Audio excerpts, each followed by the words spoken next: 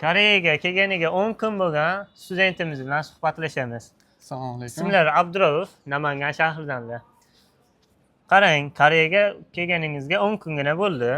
Koreya haqidagi tasavvuringiz qanaqa edi? Koreyani qanaqa tasavvur qilgandingiz?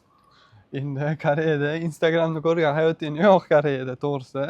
Endi qiyinchilik bo'ladi hammada. Endi bizda ham bo'ldi. Endi menda unchalik bo'lgani yo'q, chunki akam ishlagan sababli. Endi hozir yaxshi hammasi o'qib yuribmiz. Endi hamma aytdi 2 kun o'qib turib, qolgan kunlari maza qilib ishlaman degan hayot yo'q bu yerda. Endi o'shani o'ngiydan o'lib kelaverasizlar. Bu qiyinchilik ko'rmadim dedi-yu, lekin kelganiga 10 kungina bo'lgan, endi faqat 3 kun yo 4 kungina ishladi. Oyiga $3000 topasan deb quloqqa lag'mon ilib jo'natganda o'sha anaqalar, konsalting firmalar.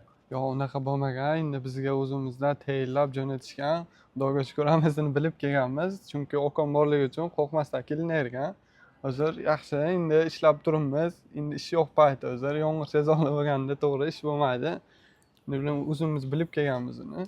Siz bilan yana haligi endi kelganingizga bor yo'g'i 10 kungina bo'ldi. Koreya haqida tasavvuringiz hali ko'p joylarga bormadingiz, ko'p hali ishlamadingiz, qiynalmadingiz.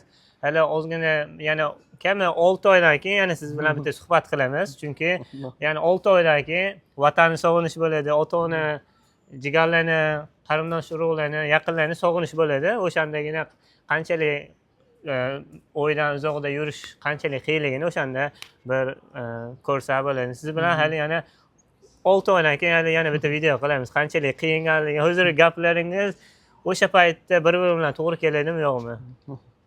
A'lo.